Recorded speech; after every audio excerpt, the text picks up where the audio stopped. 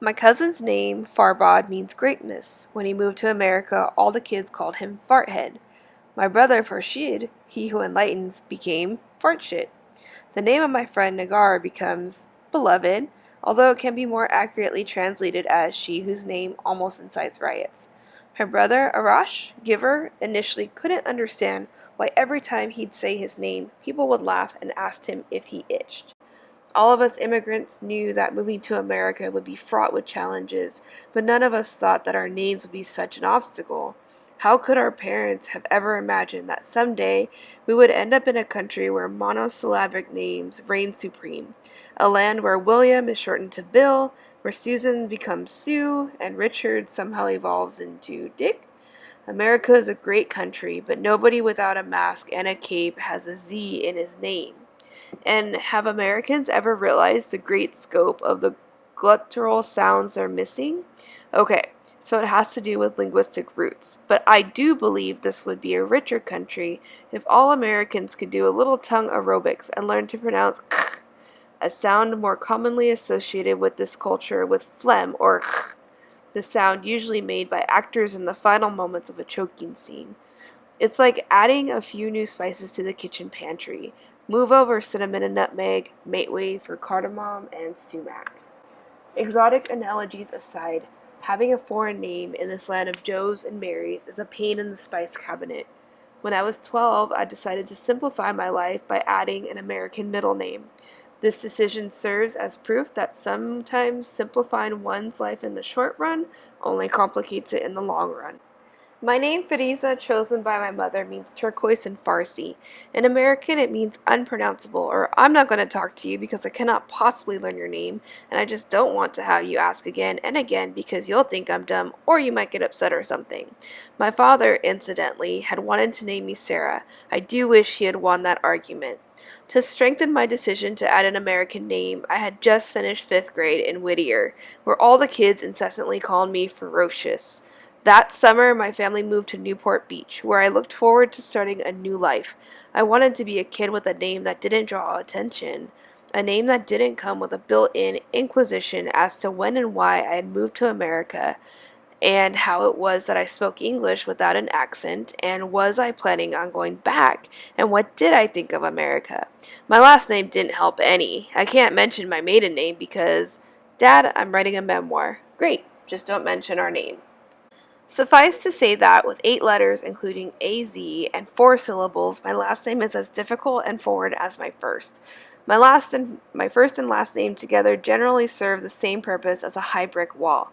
There was one exception to this rule in Berkeley, and only in Berkeley. My name drew people like flies to baklava.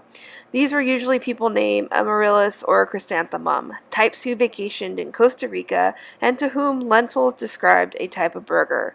These folks were probably not the pride of Poughkeepsies, but they were refreshingly non-judgmental. When I announced to my family that I wanted to add an American name, they reacted with their usual laughter. Never one to let mockery or good judgment stand in my way, I proceeded to ask for suggestions. My father suggested Fifi. Had I a special affinity for French poodles, or been considering a career in prostitution, I would have gone with that one. My mom suggested Farah, a name easier than Firiza, yet still Iranian. Her reasoning made sense, except that Farrah Fawcett was at the height of her popularity, and I didn't want to be associated with somebody whose poster hung in every post-pubescent boy's bedroom. We couldn't think of any American names beginning with F, so we moved on to J, the first letter of our last name. I don't know why we limited ourselves to names beginning with my initials, but it made sense at the moment, perhaps by the logic employed moments before bungee jumping. I finally chose the name Julie, meaning for simplicity. My brothers Farid and Farshid thought that adding an American name was totally stupid.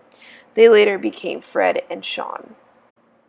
That same afternoon, our doorbell rang. It was our new next-door neighbor, a friendly girl my age named Julie.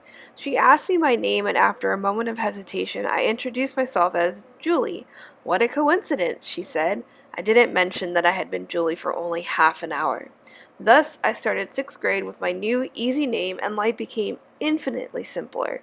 People actually remembered my name, which was an entirely refreshing new sensation. All was well until the Iranian Revolution, when I found myself with a new set of problems. Because I spoke English without an accent and was known as Julie, people assumed I was American. That meant I was often privy to their real feelings about those damn Iranians. It was like having those x-ray glasses that let you see people undressed, except that what I was seeing was far uglier than people's underwear. It dawned on me that these people would have probably never invited me to their house had they known me as Firuza. I felt like a fake. When I went to college, I eventually went back to using my real name. All was well until I graduated and started looking for a job. Even though I had graduated with honors from UC Berkeley, I couldn't get a single interview. I was guilty of being a humanities major, but I began to suspect that there was more to my problems. After 3 months of rejections, I added Julie to my resume. Call it coincidence, but the job offers started coming in. Perhaps it's the same kind of coincidence that keeps African Americans from getting cabs in New York. Once I got married, my name became Julie Dumas. I went from having an identifiably ethnic name to having ancestors who wore clogs. My family and non-American friends continued calling me Firuza, while my coworkers and American friends called me Julie.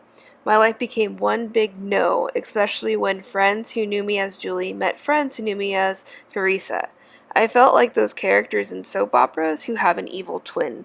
The two, of course, can never be in the same room since they're played by the same person, a struggling actress who wears a wig to play one of the twins and dreams of moving on to bigger and better roles.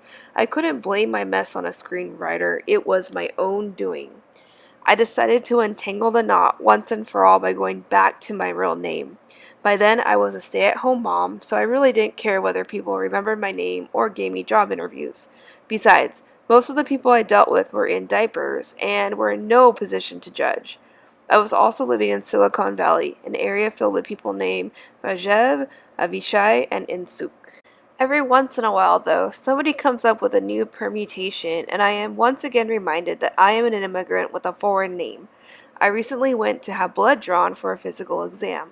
The waiting room for blood work at our local medical clinic is in the basement of the building, and no matter how early one arrives for an appointment, 40 coughing, wheezing people have gotten there first. Apart from reading Golf Digest and Popular Mechanics, there isn't much to do except guess the number of contagious diseases represented in the windowless room.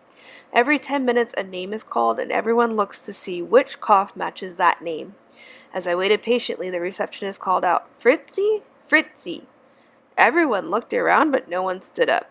Usually, if I'm waiting to be called by someone who doesn't know me, I will respond to just about any name starting with an F, having been called Fruzy, Frizzy, Ferrucci, and Fruz, and just plain, I am highly accommodating. I did not, however, respond to Fritzy, because there is, as far as I know, no T in my name. The receptionist tried again. Fritzy, Fritzy dumbass. As I stood up to the most linguistically original version of my name, I could feel all eyes upon me. The room was momentarily silent as all these sick people sat united in a moment of gratitude for their own names.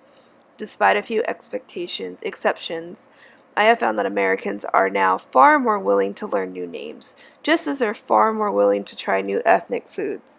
Of course, some people just don't like to learn.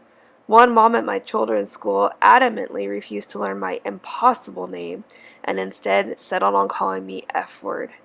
She was recently transferred to New York where, from what I've heard, she might meet an immigrant or two, and who knows, she might just have to make some room in her spice cabinet.